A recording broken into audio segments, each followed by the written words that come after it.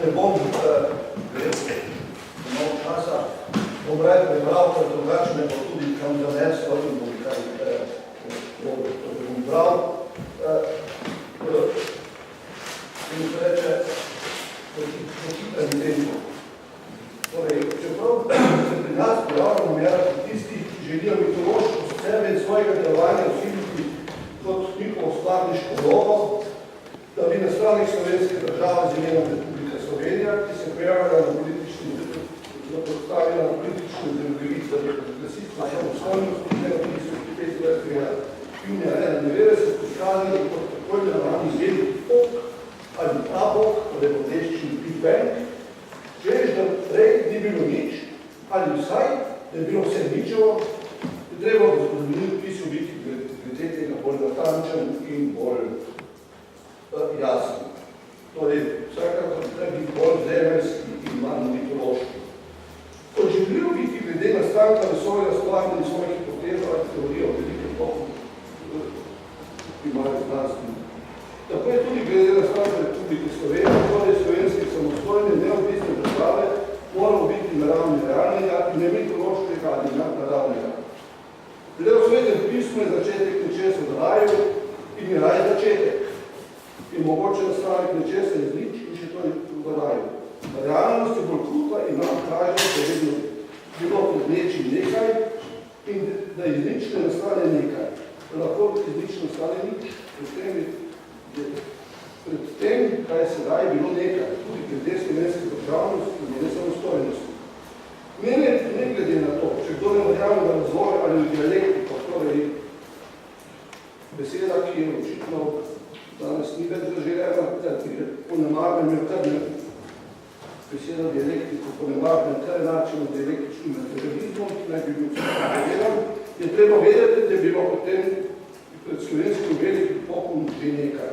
Nekaj se dogajalo in to, kar se dogajalo, je vplivalo in pogojevalo domalo vse doma glede nastanka slovenske samostojne in neodvisne države. Kakorkoli se že sliši čudno, ampak nastanek slovenske države, katere četrt stoletja obeležujemo letos, je posledica dogajanja ne v letih pred njenim nastankom, natančneje pred njeno osamosvojitvijo, ampak je to stvar dogajanja v tako imenovanem kratkem, torej Hobsbawmovem 20. stoletju. Že sama beseda osamosvojitev pove, da je šlo za dejanje ali pa celoten proces, ki se izrazil v samostojnosti in neodvisnosti Republike Slovenije, ki predtem ni bila samostojna. Bila je v nekaj zvezi. In ta proces je ni začel niti 57. številko revije, niti zadevo, ki ima kratico in dokazal. Proces osamosvajanja je daljši in je posledice njenega združevanja z nekom v neko skupnost, torej v Jugoslaviji.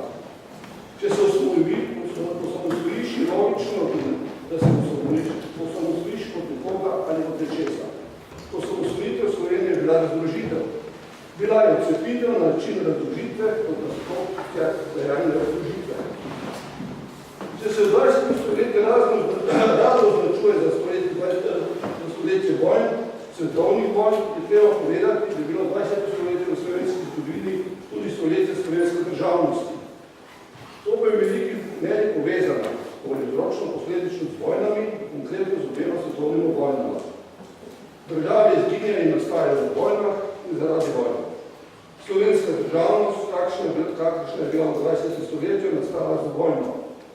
Natančneje zaradi vojne, druge svetovne vojne. Nastanek samostojne in neodvisne države pa je tudi povezan z vojno in vsaj za vojaško dejavnost.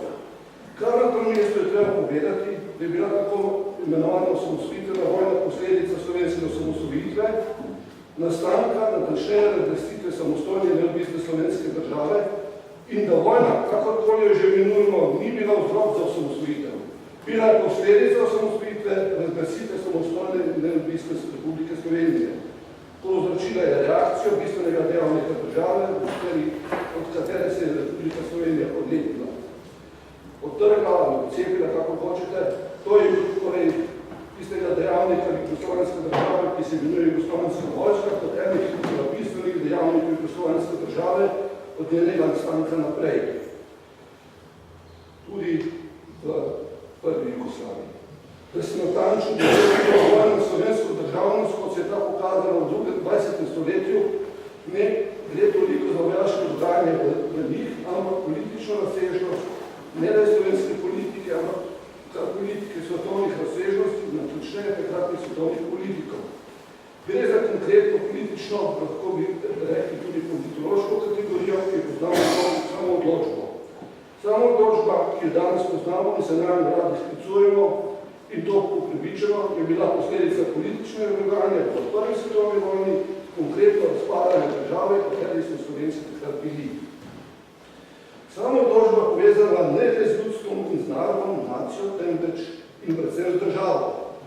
Pomembna kategorija samo odločba je država, ljudstvo in oblast. Državna oblast ali oblast za državo. Torej, skratka za državo gre, tokrat ne za otroke, ampak za državo. In je šlo za državo. Samo odločba, kot jo razumemo, razlog, je tako sprejemamo je naša izkušnja z njo, je bila sredstvo za oblikovanje vseh države, odnosno držav, v kateri smo Slovenci živeli in v kateri živimo sedaj. Na osnovi samo odločbe smo Slovenci dosegli svojo državnost. Tako kot so vojne imeli vpliv na oblikovanje slovenske državnosti v kratkem 20. stoletju, so ga imele še bolj vključimo tudi samo odločbe. Ali samo odločba v etnini, ki je bila uporabljena trikrat. Ob zaključku prve svetovne vojne, v drugi svetovni vojni in v izstopu iz Jugoslavije. Vse so bile povezane z jugoslovansko državo. Pri dveh je bila odločitev za Jugoslavijo, za vstop Slovencev v skupno državo z drugimi jugoslovanskimi narodi, tretja pa je bila izstop iz nje in za samostojno in neodvisno, torej neodvisno v prvi vrsti Jugoslavije, slovensko državo.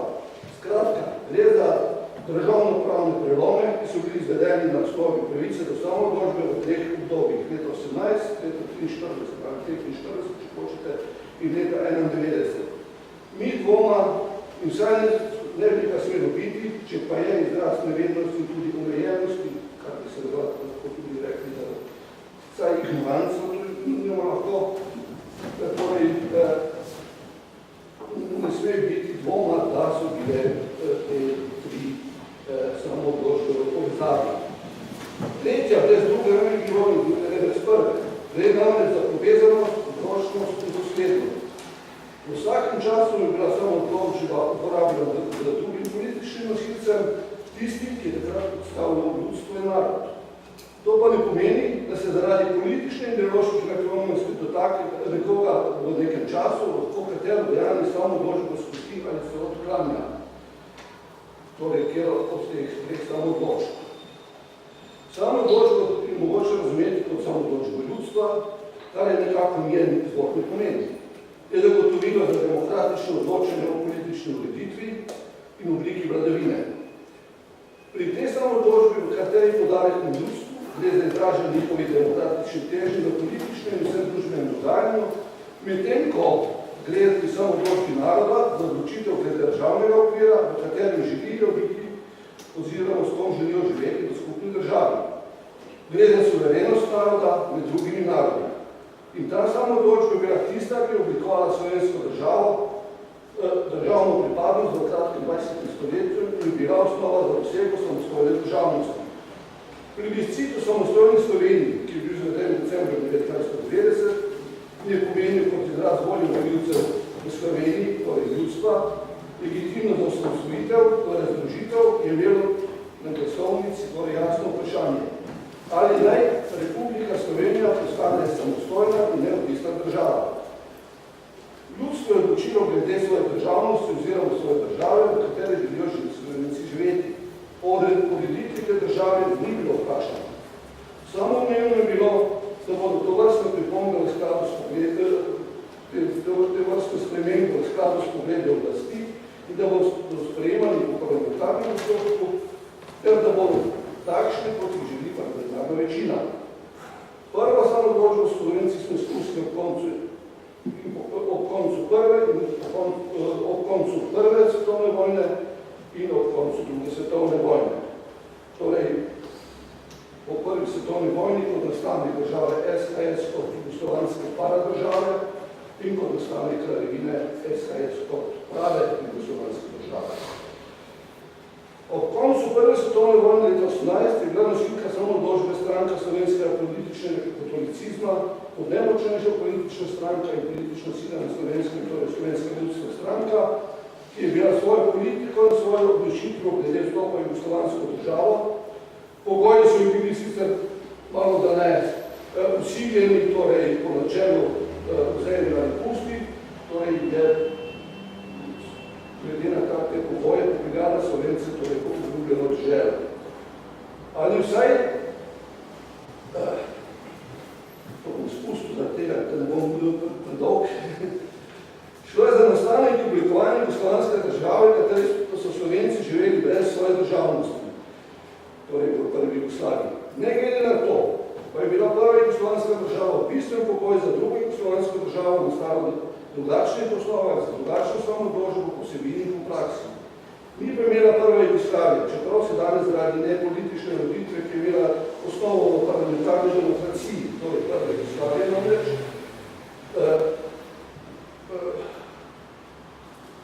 se pač ta, bom rekel danes, to malce odvabno, kakšna ta parlamentarna demokracija bila po formi in po praksi in se jo malce odločuje.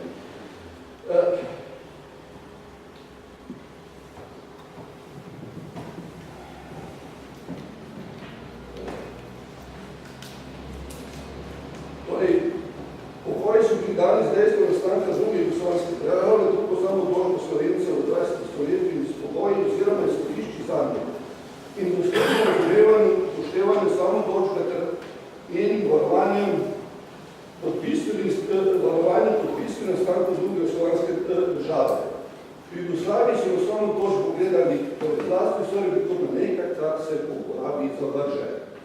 Torej, je konzumirano. Nekoliko naresno, zlasti pa nerodostojno tako z političnega kot strokovnega, naprimer spravnega stranišča je trud, da se zmanjša ali izniči povsem pomen te druge samoodločbe Slovencev, torej Slovencev za vstop v avnojsko Jugoslavijo. Glede državnega okvira, torej Jugoslavije je bila ta druga samoodločba prva, njena posledica je bila jugoslovanska država, ki pa se prav zaradi upoštevanja samoodločbe bistveno razlikovala od prve. Njen samoodločbe je bil isti, drugačne organizacije države, kar je bila posledica samoodločbe, drugi pa so bili tudi njeni tako imenovani politični nosilci. Ti so bili takšni, ki sedaj politično in ideološko ne odgovarjajo, to pa pomeni, ali naj bi pomenilo, da je treba njihov prispevek v oblikovanju slovenske državnosti, kakršno so vzpostavili v čas druge svetovne vojne in je bila osnova kar pogoji za možnost zatreti samoodločbe, da močati oziroma magijo za reči. Dejstvo je, da je za drugo samoodločbo stala organizacija Odbora slovenskega naroda proti okupatorju in da je ta samoodločba glede samoodločbe naroda temeljila na pogledu komunistov glede reševanja tako imenovanega nacionalnega vprašanja, vzpostavitve enakopravnosti in enakopravnost narodov in jugoslovanski državi, ne more zmanjšati pomena druge samoodločbe glede na rezultate. Ta pa je izražen v jugoslovanski državi, organiziran na federativnem načelu, za kar pa je bil pogoj predhodnost potrebitve državnosti. In to je slovenski narod v času druge svetovne vojne v okviru narodosrednjega gibanja dosegel. Dejansko je šlo za prvi izraz slovenske državnosti, ki je imel vse vršilnost države, tako ozemlje, prebivalstvo in oblast. Pravni politični izraz obeh samoodločb v Jugoslaviji so bili torej volitve v ustavodajno skupščino, torej tiste konec novembra 20 in tiste začetku novembra 1945. Na njih je ljudstvo v ljudstvu izrazilo svojo voljo o državi in njeni ureditvi.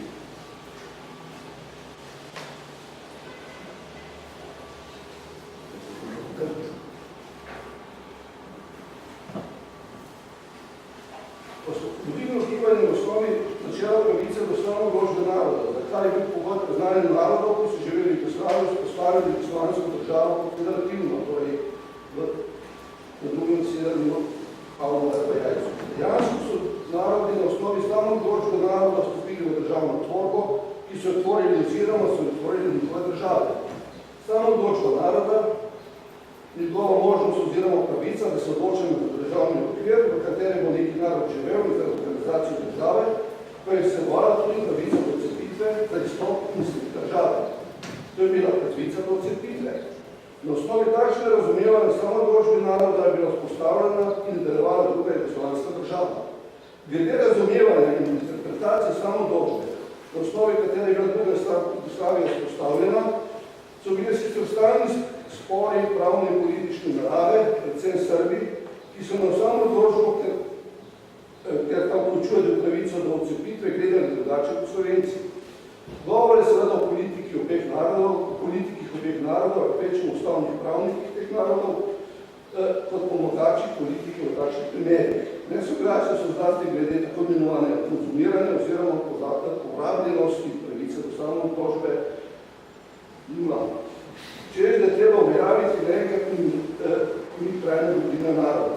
Za razumevanje glede trajnosti samoodločbe je prišlo že ob nastanku ustave, da druga jugoslovanska država utemeljila kot federativno nastalo na osnovi te samoodločbe, na to je vprašanje pojavilo o vsaki krizi odnosov med narodi in njihovih državami v Jugoslaviji. Da učimo samo z državnim stavkom. Kakorkoli že v sosednju slovenskih samoodločb, ki so na koncu pripeljali do samostojne in neodvisne države Slovenije, so pomembne vse tri samoodločbe. Ene brez druge ne bi bilo. Nedolgo pa je bila druga ustvarjena pogoj za tretjo, tisto, s katero je Republika Slovenija postala samostojna in neodvisna država.